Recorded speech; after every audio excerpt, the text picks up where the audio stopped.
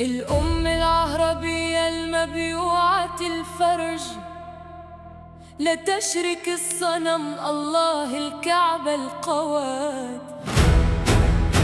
أكثرت إنجاب اللقطاء الولد الفراش، ليحسبون الناس بالفساد. الأم العربية المروجة للمكحلة بالقماش لتقيمة